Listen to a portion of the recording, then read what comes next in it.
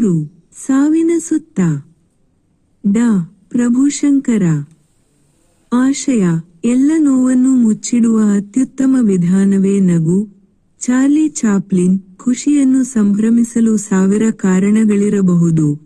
ಸಾವಿನಂಥ ದುಃಖವನ್ನು ಮರೆಮಾಚಲು ನಗೆಯ ಔಷಧವೇ ಜೀವಗಂಗೆ. ಬದುಕಿನ ಎಂಥ ಕಠಿಣ ಪರಿಸ್ಥಿತಿಯನ್ನು ಎದುರಿಸಲು, ಅದರಲ್ಲೂ ಸಾವಿನಂಥ ಘಟನೆಯನ್ನು ಹಾಸ್ಯದ ತಿಳಿಲೇಪನದ ಮೂಲಕ ಬೆಳಕು ಮೂಡಿಸಿರುವ ಬರಹವಿದು. ತಿರುಮಣಿ ಅನಂತರಂಗಾಚಾರ್ಯ ನನ್ನ ಬಾಲ್ಯ ಸ್ನೇಹಿತ. ಸುಮಾರು 50 ವರ್ಷಗಳ ಹಿಂದೆ ನಮ್ಮ ಸ್ನೇಹಕ್ಕೆ ಬೀಜಾಂಕುರವಾಯಿತು. ತೀರ ಆಕಸ್ಮಿಕವಾಗಿ. ಅವನದ್ದು ಮಾಗಡಿಯ ಬಳಿ ತಿರುಮಲೆ ಎಂಬ ಗ್ರಾಮ, ನನ್ನದು ಮೈಸೂರು ಜಿಲ್ಲೆಯ ಚಾಮರಾಜನಗರ. ನಮ್ಮ ಭೇಟಿಯಾದದ್ದು ಆಕಸ್ಮಿಕ ಎಂದೆನಷ್ಟೇ. ಅನಂತರಂಗ ಸ್ವಾತಂತ್ರ್ಯ ಹೋರಾಟಗಾರ. ವಯಸ್ಸು ಆಗ 19 ರಿಂದ 20 ಇರಬಹುದು. ತಿರುಮಲೆಯಲ್ಲಿ ಪಿಕೆಟಿಂಗೋ ಎಂಥದೋ ಮಾಡಿ ಇನ್ನೇನು ದಸ್ತಗಿರಿ ಆಗುವುದರಲ್ಲಿದ್ದ. ಅದನ್ನು ತತ್ಕಾಲಕ್ಕಾದರೂ ತಪ್ಪಿಸಿಕೊಳ್ಳಬಹುದೆಂದು ನಮ್ಮೂರಿಗೆ ಬಂದಿದ್ದ. ನಮ್ಮೂರಿನ ಜನಪ್ರಿಯ ಡಾಕ್ಟರ್ ಪಾರ್ಥಸಾರಥಿ ಅವರಲ್ಲಿ ಕಾಂಪೌಂಡರ್ ಕೆಲಸ ಮಾಡುತ್ತಿದ್ದ. ಹಾಗಿದ್ದು ನನಗೆ ಗುರುತಾದ. ಸಂಜೆ 4-6 ಜನ ವಾಕಿಂಗ್ ಹೋಗುತ್ತಿದ್ದೆವು. ಆನಂತರಂಗನು ನಮ್ಮ ಗುಂಪಿಗೆ ಸೇರಿಕೊಂಡ. ಅವನು ನನಗೆ ಆದರ್ಶನೂ ಪರಮ ಪ್ರಿಯನೂ ಆದ ಸಂದರ್ಭ ಹೀಗಿದೆ. ನಮ್ಮೂರಿನ ರೈಲ್ವೆ ಸ್ಟೇಷನ್ ಬಳಿ ಕಟ್ಟಿಹಳ್ಳಿ ಎಂಬುದಿದೆ. ರೈಲು ಹೋಗಲು ಅದರ ಮೇಲೆ ಸೇತುವೆ ಇದೆ. ಸಂಜೆ ರೈಲು ಓಡಾಟ ಇಲ್ಲದ ಸಮಯದಲ್ಲಿ ಸೇತುವೆ ಮೇಲೆ ಕುಳಿತು ಹರಟುತ್ತಿದ್ದೆವು. ಈಗಿನಂತೆಯೇ ಆಗಲೂ ಅನಂತರಂಗ ಹರಟೆಮಲ್ಲ.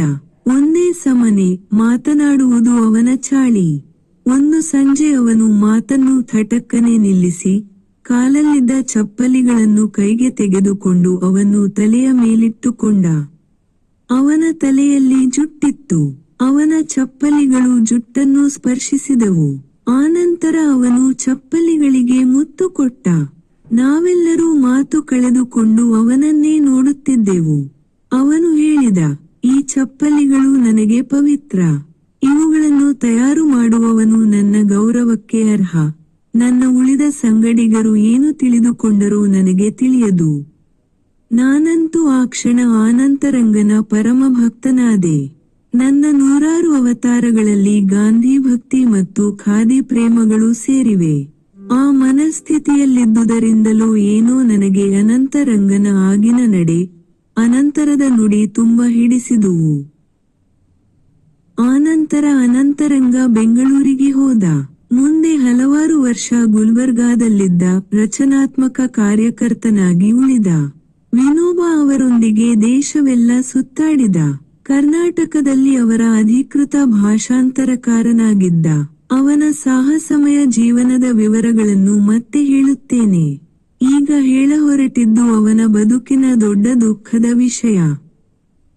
ಸುಮಾರು 1.5 ತಿಂಗಳ ಹಿಂದೆ ಒಂದು ಸಂಜೆ 5:30 ಗಂಟೆಗೆ ಅನಂತರಂಗ ಅಡ್ಡಪಂಚೆ ಉಟ್ಟು, ಮೇಲೆ ಬನಿಯನ್ನು ಧರಿಸಿ, ಅದರ ಮೇಲೆ ಒಂದು ಟವೆಲ್ ಇಳಿಬಿಟ್ಟುಕೊಂಡು ನಮ್ಮ ಮನೆಗೆ ಬಂದ. ಅವನ ಮನೆ ನಮ್ಮ ಮನೆಗೆ ಹತ್ತಿರದಲ್ಲೇ ಇದೆ. ಅವನು ಹೆಚ್ಚಾಗಿ ಓಡಾಡುವುದು ಅದೇ ಡ್ರೆಸ್ನಲ್ಲಿ. ಹಿಂದಿನ ರಾತ್ರಿಯೂ ಅದೇ ಉಡುಪಿನಲ್ಲಿ ಮನೆಗೆ ಬಂದಿದ್ದ. ಆದ್ದರಿಂದ ಎಂದಿನಂತೆ ಈಗಲೂ ಬಂದಿದ್ದಾನೆ ಎಂದುಕೊಂಡೆ.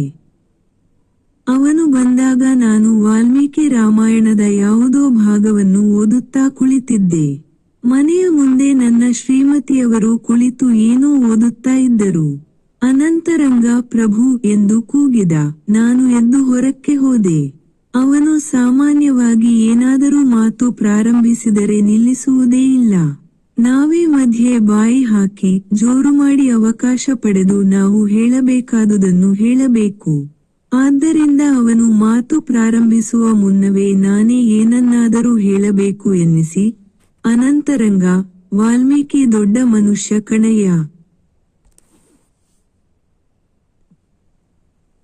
ಎಂದೆ. ಅವನು ಏಕೆ ಎಂದು ಕೇಳಿದ. ನಾನು ವಿವರಣೆ ಪ್ರಾರಂಭಿಸುವ ಮುನ್ನವೇ ಅವನು, ಪ್ರಭು ಸ್ವಲ್ಪ ತಾಳು, ಕಡೆ ಬಾ ಎಂದ. ಅವನು ಏನೋ ಅವಸರದಲ್ಲಿ ಇರುವವನಂತೆ ತಂಡ. ಆದ್ದರಿಂದ ಅವನು ನಿಂತ ಕಪ್ಪಾಳ ಅವನು ನಿಂತಿದ್ದುದು ನನ್ನ ಶ್ರೀಮತಿಯು ನಾನೂ ಅವನಿಗೆ ಕಾಣಬಹುದಾದ ಸ್ಥಳದಲ್ಲಿ. ಏನಯ್ಯ ಎಂದು ಕೂಡ ಅನಂತರಂಗ ನಗುತ್ತಲೇ, ನನ್ನ ಹೆಂಡತಿ ತೀರಿಕೊಂಡಳು ಕಣಯ್ಯ ಎಂದ. ನಾನು ಎಂದು ದಾಹವಿದೆ. ಅನಂತರಂಗ, ಯಾಕೋ ಹಾಗೆ ಬಾಯಿ ಬಿಡ್ತೀಯ? ನೀನೆಂಥ ರಾಷನಲಿಸ್ಟೋ, ವಿಚಾರವಾದಿಯೋ ಎಂದು ಬಟ್ಟೆ ಸ್ವಲ್ಪ ನಿಲ್ಲಿಸಿ ಹೇಳಿದ. ಜನ ಸಾಯೋದೇ ಇಲ್ಲೇನು? ಹಾಗೆ ನನ್ನ ಹೆಂಡತಿ ಸತ್ತು ಹೋದಳು ಎಂದ. ನಾನು ಅವನಿ ಹೇಳಿದ್ದನ್ನು ಸ್ವಲ್ಪವಾಗಿ ಅರ್ಥ ಮಾಡಿಕೊಳ್ಳುವಷ್ಟರಲ್ಲಿ ನನ್ನ ಹೆಂಡತಿ ಸ್ವಲ್ಪ ಚೇತರಿಸಿಕೊಂಡಿದ್ದಳು. ಅವನು ಅನಂತರಂಗನನ್ನು ಕೇಳಿದಳು. ಅಲ್ಲಾರಿ, ಎನ್ನೆ ರಾತ್ರಿ ನೀವು ನಮ್ಮ ಮನೇಲಿ ಬಂದು ಕೂತಿದ್ರಿ. ನನ್ನ ಹೆಂಡ್ತಿ ಟಿವಿಗೆ ತುಂಬಾ ಹತ್ತಿರ ಕೂತೋತಾಳೆ. ಅವಳಿಗೆ ತಲೆನೋವು ಬರುತ್ತೆ. ತಲೆನೋವು ಅಂತ ಆಳ್ತಾಳೆ. ನೀವು ಸ್ವಲ್ಪ ಹೇಳಿ, ಟಿವಿಗೆ ತುಂಬಾ ಹತ್ತಿರ ಕೂತ್ಕಬ್ಯಾಡ ಅಂತ ಅಂದಿದ್ದರಲ್ಲಿ. ಅನಂತರಂಗ ಮತ್ತೆ ಮೊದಲಿನಂತೆ ಧ್ವನಿ ಏರಿಸಿ ಹೇಳಿದ. ಹೌದು, ಅದು ನಿನ್ನೆ ರಾತ್ರಿ ಅವಳು ಸತ್ತಿದ್ದು ಈಗ ಸಂಜೆ 4 ಗಂಟೆಗೆ. ನಿನ್ನೆ ಬದುಕಿದ್ದವರು ಇವತ್ತು ಸಾಯಬಾರದು ಅಂತ ಎಲ್ಲ ಇದೆಯೇ? ಆವರಣ ಅಂತ್ಯ. ಆ ಸ್ಥಿತಿಯಲ್ಲೂ ನನಗೂ ನಮ್ಮ ಮನೆಯವರಿಗೂ ನಗು ಬಂತು. ಅನಂತರಂಗನು ನಮ್ಮ ನಗೆಯಲ್ಲಿ ಭಾಗಿಯಾದ. ಆದರೆ ಆ ನಗೆ ಹೊಳೆಯ ಬರಿಯ ಉಗಮ ಮಾತ್ರ. ಅನಂತರಂಗ ಭಾಷಣದ ಶೈಲಿಯಲ್ಲೇ ತನ್ನ ಶ್ರೀಮತಿಯ ಸಾವಿನ ಕಥೆಯನ್ನು ನಿರೂಪಿಸಿದ. ನೋಡಿ, ಅವಳಿಗೆ ಸ್ತನದ ಕ್ಯಾನ್ಸರ್ ಆಗಿತ್ತು ಅಂತ ಹೇಳಿದ್ದೆನಲ್ಲ, ಅದು 5-6 ವರ್ಷದ ಹಿಂದೆ ವಾಸಿಯಾಗಿತ್ತು. ಆಗ ತಲೆ ಸುತ್ತುತ್ತೆ ಅಂತ ಹೇಳ್ತಾ ಇದ್ದು. ಇವತ್ತು ಬೆಳಿಗ್ಗೆ ಬಾತ್ರೂಮ್ಗೆ ಅಂತ ಹೋದ್ಲು. ನಾನೇ ಕೈ ಹಿಡಿದು ಕಳ್ಕೊಂಡು ಹೋದೆ. ಆಚೆ ನಿಂತಿದ್ದೀನಿ. ಒಳಗೆ ದೊಡ್ಡ ಅಂತ ಆಯ್ತು.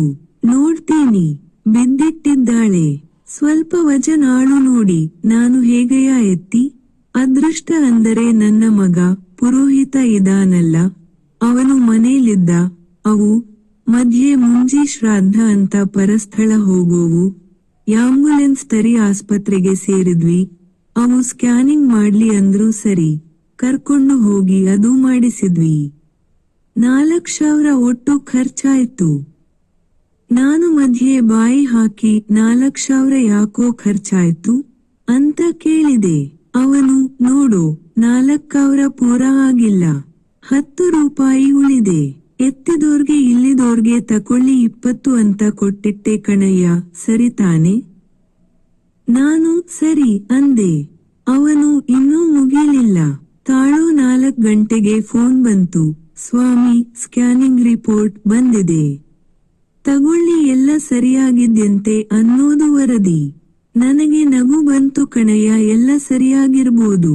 ಆದ್ರೆ ಪೇಷಂಟ್ ತೀರಿಕೊಂಡು ಹಾಗೆ ಹೇಳಿ ಅನಂತರಂಗ ಗಟ್ಟಿಯಾಗಿ ನಕ್ಕ. ನಾವು ಅನಿವಾರ್ಯವಾಗಿ ನಗೆಯಲ್ಲಿ ಭಾಗಿಗಳಾದೆವು. ಅನಂತರಂಗ ಮನೆಯೊಳಕ್ಕೆ ಬಂದ. ನನ್ನ ಹೆಂಡತಿ ಕೇಳಿದ್ದು, ನಿಮಗೆ ಸ್ವಲ್ಪ ಕಾಫಿ ಕೊಡ್ಲಿ? ಅವನು ಹೇಳಿದ, ಖಂಡಿತ ಕೊಡಿ, ಬೇಕಾಗಿದೆ. ಬೆಳಗಿಂದ ನಮ್ಮನೇಲಿ ಒಲೇನೇ ಹಚ್ಚಿಲ್ಲ. ಅವರು ಕಾಫಿ ಮಾಡಲು ಅಡುಗೆ ಮನೆಗೆ ಹೋದರು. ಅನಂತರಂಗ ಹೇಳಿದ, ಪ್ರಭು, ಸ್ವಲ್ಪ ಫೋನ್ ಮಾಡಲೇನಯ್ಯ? ನಾನು, ಮಾಡು, ಬೇಕಾದಷ್ಟು ಮಾಡು ಎಂದೆ. ಅವನು ಯಾರಿಗೋ ಫೋನ್ ಮಾಡಿ ತನ್ನ ಹೆಂಡತಿ ಪುಭು, ಪೇಪರಿಗೆ ಕೊಡಯ್ಯ, ನನ್ನ ಹೆಂಡತಿ ಸತ್ತ ವಿಷಯ, ತೀರಿಕೊಂಡ ವಿಷಯ ಹೇಳಿದ. ಅಷ್ಟರಲ್ಲಿ ಕಾಫಿ ಬಂತು. ಕುಡಿಯುತ್ತಾ ಹೇಳಿದ, ಬರಿ, ಆಮೇಲೆ ದಹನ ಕ್ರಿಯೆ ನಾಳೆ ಬೆಳಗ್ಗೆ 11ಕ್ಕೆ ಅಂತ ಸೇರಿಸಯ್ಯ. ಅನಂತರಂಗ, ನಾಳೆ ಬೆಳಗ್ಗೆ ಏಕೆ? ಇವತ್ತು ಏನಾಗಿದೆ? ಅಯ್ಯೋ, ಸ್ವಲ್ಪ ಕೇಳು. ಇವತ್ತೇ, ಈಗಲೇ ಆಗಬಹುದಿತ್ತು. ಆದ್ರೆ ಸ್ವಲ್ಪ ತೊಂದ್ರೆ ಇದೆ. ನನ್ನ ಹೆಂಡತಿಗೆ ಕೋಪ ಬಂದಿತ್ತು. ಈಗಲೇ ಮಾಡ್ಕೊಂತ ಯಾಕ್ರಿ ಒತ್ತಾಯ ಮಾಡ್ತಾ ಇದ್ದೀರಾ ಅಂತ ನನ್ನನ್ನು ಮೃದುವಾಗಿ ಗದರಿಸಿದರು. ನಾನು ಶಾಂತನಾಗಿ ಹೇಳಿದೆ, ಒತ್ತಾಯ ಮಾಡ್ತಾ ಇಲ್ಲ, ತೊಂದರೆ ಏನು ಅಂತ ಕೇಳ್ತಾ ಇದ್ದೀನಿ. ವಸ್ತುಸ್ಥಿತಿಯ ಪರಿಚಯ ಮಾಡಿಕೊಳ್ಳುವುದು ಮಾತ್ರ ನನ್ನ ಉದ್ದೇಶ. ಅನಂತರಂಗನು ಶಾಂತನಾಗಿ ಹೇಳಿದ, ವಸ್ತುಸ್ಥಿತಿ ಇಷ್ಟೇ. ನನ್ನ ಮಗಳು ರಾಯಚೂರಿನಲ್ಲಿ ಇಂಜಿನಿಯರ್. ಅವಳಿಗೆ ಈಗ ನನ್ನ ಮಗ ಫೋನ್ ಮಾಡಿ ಹೇಳಿದ್ದಾನೆ, ಬೇಗ ಅಂದರೆ ಆದರೆ ನಾಳೆ ಬೆಳಗ್ಗೆ ಆಕೆ ಬೆಂಗಳೂರು ತಲುಪ್ತಾಳೆ. ಅಲ್ಲಿಂದ ಬಸ್ ಹಿಡಿದು ಬಂದರೂ 10 ಗಂಟೆ ಆಗೋಲ್ವೇ? ಅವು ಬಂದ ಮೇಲೆ ಅಂತ್ಯಕ್ರಿಯೆ, ಸರಿಯೇನಯ್ಯ? ಸಮಾಧಾನ ಆಯ್ತು ತಾನೆ? ನಾನು ಸರಿ, ಸಮಾಧಾನ ಆಯ್ತು ಎಂದೆ. ಎಲ್ಲ ಕ್ರಮಬದ್ಧವಾಗಿರಬೇಕು ಎಂಬುದು ನನ್ನ ಆಶಯ. ಅಷ್ಟರಲ್ಲಿ ಅನಂತರಂಗನ ಅಪ್ಪಣೆ ಆಯ್ತು. ಪ್ರಭು, ಬರೋಳಯ್ಯ, ನನ್ನ ಹೆಂಡತಿ ಸತ್ತ ವಿಷಯ ಪೇಪರಿಗೆ ಕೊಡೋಕೆ. ನಾನು ಹೇಳಿದೆ, ಪೇಪರು ಪೆನ್ನು ಕೊಡ್ತೀನಿ, ನೀನೇ ಬಕ್ಕೊಡು. ಅನಂತರಂಗ ಒಪ್ಪಲಿಲ್ಲ. ನನಗೆ ಮೂಡಿಲ್ಲ, ನೀನೇ ಬರಿ, ಸರಿ ಹೇಳು ಎಂದೇ ಹೇಳಿದ. ಬಾ, ಸಹೋದಯ ಕಾರ್ಯಕರ್ತ ಟಿ.ಎಸ್. ಅನಂತರಂಗಾಚಾರ್ಯನ ಹೆಂಡತಿ ಶ್ರೀಮತಿ ಜಯಲಕ್ಷ್ಮಿಯವರು ತಮ್ಮ 64ನೇ ವಯಸ್ಸಿನಲ್ಲಿ ಇಷ್ಟನೇ ತಾರೀ ಸಂಜೆ 4 ಗಂಟೆಗೆ ತೀರಿಕೊಂಡರು. ನಾಳೆ ಬೆಳಗ್ಗೆ 1 ಗಂಟೆಗವಿರುತ್ತವೆ. ಎಲ್ಲಿ ಓದು ಎಂದ. ನಾನು ಓದಿದೆ. ಸರ್ವೋದಯ ಕಾರ್ಯಕರ್ತರಾದ ಶ್ರೀ ಟಿ.ಎಸ್. ಅನಂತರಂಗಾಚಾರ್ಯರ ಧರ್ಮಪತ್ನಿ. ನಿಲ್ಲಿಸು ಎಂದು ಅಪ್ಪಣೆ ಮಾಡಿದ ಅನಂತರಂಗ, ನಾನು ಏನಾಯಿತೋ ಎಂದು ತಲೆ ಎತ್ತಿ ನೋಡಿದೆ. ಅಲ್ಲಯ್ಯ, ನಾನು ಹೇಳಿದ್ದು ಹೆಂಡತಿ ಅಂತ, ನೀನು ಧರ್ಮಪತ್ನಿ ಅಂತ ಯಾಕೋ ಬರ್ದೆ? ನನಗೆ ತಕ್ಷಣ ಹೊಳೆದದ್ದನ್ನು ಅನಂತರಂಗನಿಗೆ ಹೇಳಿದೆ. ನೋಡು, ಈ ಕಾಲದಲ್ಲಿ ನಾನು ಬಲ್ಲ ಕೆಲವರಿಗೆ ಒಬ್ಬರಿಗಿಂತ ಹೆಚ್ಚು ಸಂಖ್ಯೆಯ ಹೆಂಡತಿಯರಿದ್ದಾರೆ. ನಿನ್ನ ವಿಷಯ ನನಗೆ ಸರಿಯಾಗಿ ಗೊತ್ತಿಲ್ಲ. ಆದರೆ ಸತ್ತವರು ನಿನ್ನ ಧರ್ಮಪತ್ನಿ ಎಂಬುದನ್ನು ನಾನು ಖಚಿತವಾಗಿ ಬಲ್ಲೆ. ಆದ್ದರಿಂದ ಹಾಗೆ ಕಾಣಿಸಿದ್ದೇನೆ. ಕೇವಲ 1.5 ಗಂಟೆ ಹಿಂದೆ ತನ್ನ ಹೆಂಡತಿ ಸತ್ತಿರುವುದನ್ನು ಕ್ಷಣಕಾಲ ಮರೆತ ಅನಂತರಂಗ ಹೋ ಎಂದು ನಗಲು ಪ್ರಾರಂಭಿಸಿದ. ನಗೆ ಸಾಂಕ್ರಾಮಿಕವಾದುದಷ್ಟೇ. ನಾನು ಜೊತೆಗೆ ನನ್ನ ಹೆಂಡತಿಯೂ ನಗೆಯಲ್ಲಿ ಶಾಮೀಲಾದೆವು. ಇದ್ದಕ್ಕಿದ್ದಂತೆ ನನ್ನ ಹೆಂಡತಿ ನಗುವುದನ್ನು ನಿಲ್ಲಿಸಿ ಹೀಗೆ ಹೇಳಿಬಿಟ್ಟಳು, ನಾನು ಸತ್ತು ಮಲಗಿದರೂ ನೀವಿಬ್ಬರೂ ಹೀಗೆ ಕೇಕೆ ಹಾಕಿಕೊಂಡು ನಗುತ್ತಿರುತ್ತೀರಿ. ಆದ್ದರಿಂದ ನಾನು ಸುಖವಾಗಿ ಸಾಯಬಹುದು. ಅವಳ ಧ್ವನಿಯು ದುಃಖದಿಂದ ಭಾರವಾಗಿತ್ತು. ಆ ಸಂದರ್ಭವು ಜೋಕಿಗೆ ಜನ್ಮವೀಯುವಂಥದು. ಆದ್ದರಿಂದ ಅದು ಹುಸಿ ಹೋಗಲು ನಾನು ಬಿಡಲಿಲ್ಲ. ಹೇಳಿದೆ, ಇರಲಿ, ನೀನೇ ಮೊದಲು ಸಾಯ್ತೀಯ ಅಂತ ಹೇಗೆ ಹೇಳೋದು? ನಿನ್ನನ್ನ ನೋಡಿದರೆ ಹಾಗೆ ಕಾಣೋದಿಲ್ಲ. ಇರಲಿ, ನಾನೇ ಮೊದಲು ಸತ್ತರೆ ನೀನು 4 ಜನರನ್ನ ಕಲೆ ಹಾಕಿ ಹೀಗೆ ಜೋಕ್ಸ್ ಮಾಡ್ತಾ ಖುಷಿಪಡು. ಆಯ್ಕೆ?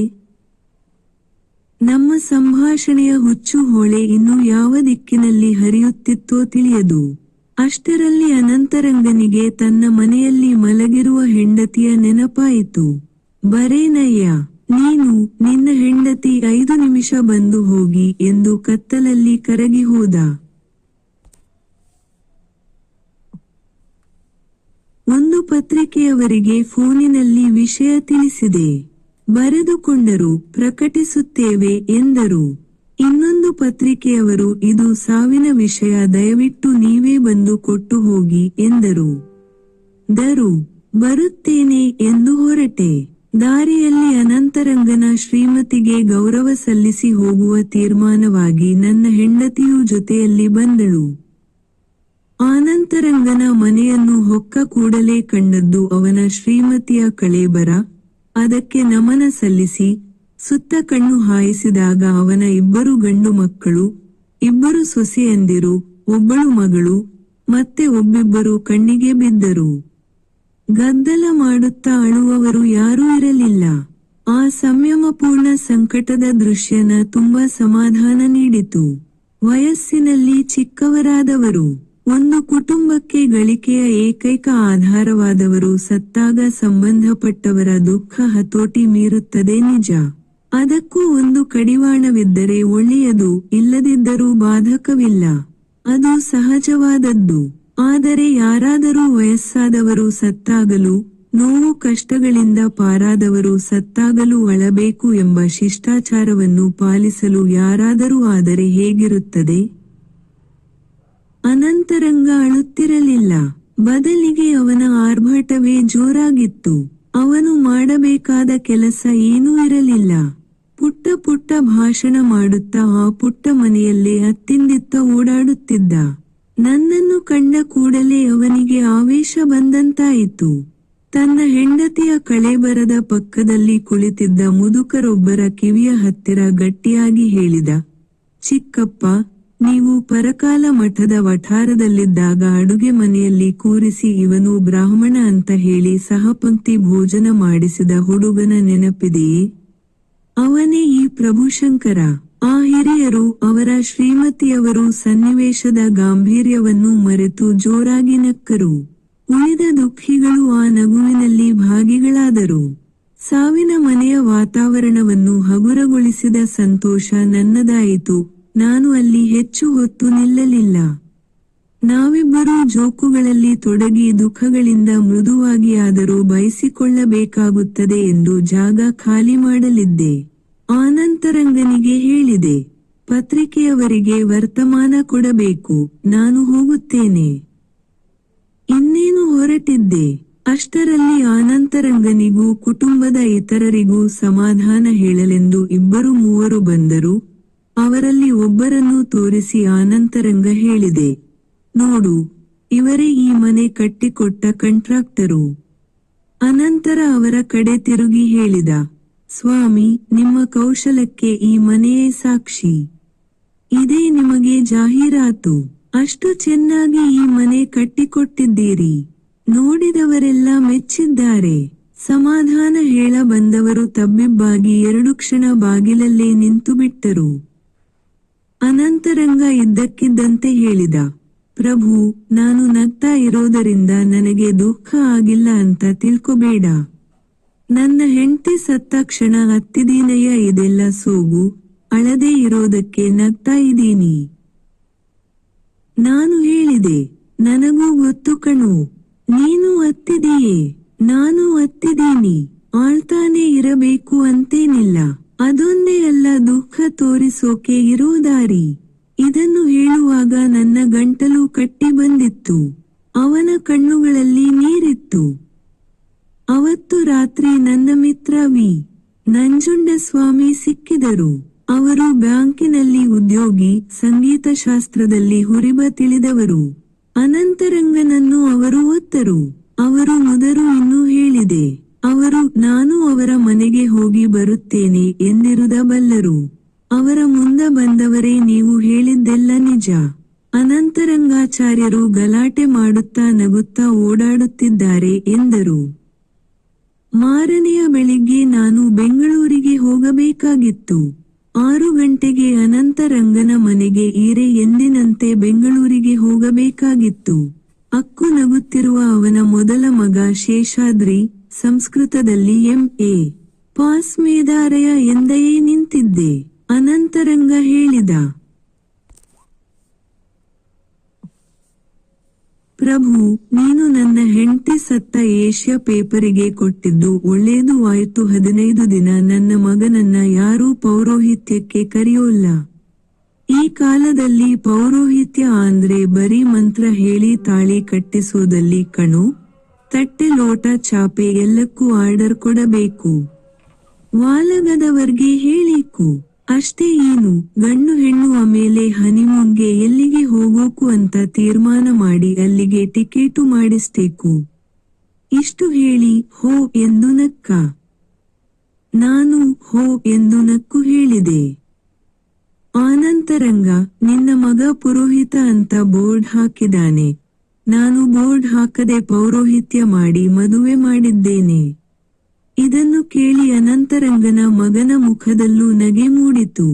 ಅನಂತರಂಗ ನಗುತ್ತಲೇ ಹೇಳಿದ, ಹೋಗು ಹೋಗು, ರೈಲು ತಪ್ಪಿಸ್ಕೋಬೇಡ. ಹೋಗಯ್ಯ, ಖಂಡಿತ 11ಕ್ಕೆ ದಹನ ಮಾಡ್ತವೆ. ಹೋಗು. ನಾನು ಯೋಚಿಸುತ್ತಾ ನಡೆದೆ. ಸುಮಾರು 20 ವರ್ಷಗಳ ಹಿಂದೆ ನಮಗೆ ತುಂಬಾ ಪ್ರಿಯರಾಗಿದ್ದ ಶ್ರೀ ಸ್ವಾಮಿ ಶಾಂಭವಾನಂದರು ಅಂದಿಗೆ ಮೈಸೂರಿನ ಶ್ರೀರಾಮಕೃಷ್ಣಾಶ್ರಮದ ಅಧ್ಯಕ್ಷರಾಗಿದ್ದವರು ತೀರಿಕೊಂಡರು. ಅವರ ದಹನಕ್ಕೆ ಸ್ಮಶಾನಕ್ಕೆ ಹೋಗಿದ್ದೆವು. ಅವರ ಚಿತೆಗೆ ಇನ್ನೇನು ಬೆಂಕಿ ಹಚ್ಚಬೇಕು. ಅಷ್ಟರಲ್ಲಿ ನನ್ನ ಮಿತ್ರರೊಬ್ಬರು ಶ್ರೀ ಸ್ವಾಮಿ ಸುರೇಶಾನಂದರು ನನ್ನನ್ನು ಉದ್ದೇಶಿಸಿ ಹೇಳಿದರು, ರೀ, ನೀವು ಮಲಗಿಕೊಂಡು ಬಿಡಿ, ಇಷ್ಟೊಂದು ಜನ, ಇಷ್ಟೊಂದು ದೂರ ಮತ್ತೆ ಬರೋದು ತಪ್ಪುತ್ತೆ. ಅಲ್ಲಿದ್ದವರೆಲ್ಲ ಆ ದುಃಖದ ನಡುವೆಯೂ ನಕ್ಕರು. ಈ ಎಲ್ಲ ಸಂಗತಿಗಳನ್ನು ನಾನು, ನನ್ನ ಮಿತ್ರರಾದ ಶ್ರೀ ನಂಜುಂಡಸ್ವಾಮಿಯವರು ಮತ್ತೆ ಮೆಲುಕು ಹಾಕಿದೆವು. ಅನಂತರ ನಮ್ಮಿಬ್ಬರ ನಡುವೆ ದೀರ್ಘವಾದ ಚರ್ಚೆಯೂ ನಡೆಯಿತು. ಈ ಚಿಂತನೆಗಳನ್ನೆಲ್ಲ ದಾಖಲು ಮಾಡಬೇಕು ಎಂದು ಅವರು, ಯಾರ ಮನಸ್ಸಿಗಾದರೂ ನೋವಾದೀತು, ಬೇಡ ಎಂದು ನಾನು.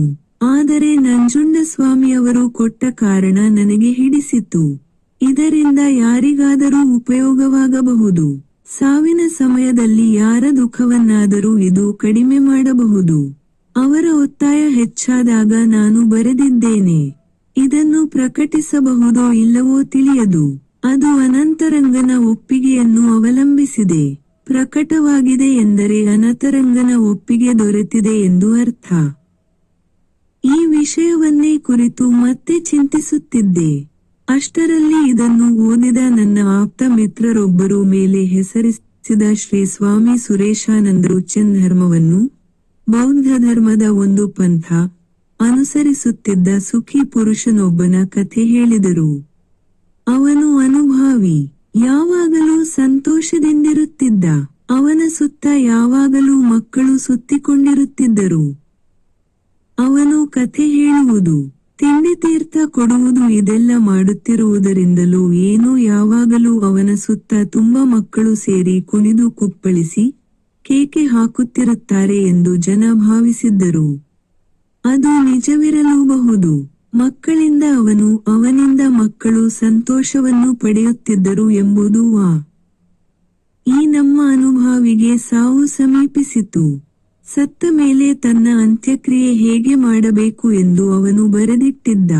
ಸತ್ತ ನಂತರ ಬಂಧುಮಿತ್ರರು ಅವನು ಬರೆದಿಟ್ಟಿದ್ದನ್ನು ಓದಿದರು. ಅದರಲ್ಲಿ ಹೀಗಿತ್ತು: ನನ್ನ ಶರ್ಟು, ಕೋಟು, ಪ್ಯಾಂಟು ಯಾವುದನ್ನೂ ತೆಗೆಯದೆ, ಅವುಗಳ ಜೇಬನ್ನು ಖಾಲಿ ಮಾಡದೆ, ಚಿತೆಯ ಮೇಲಿಟ್ಟು ನನ್ನನ್ನು ಸುಡಬೇಕು.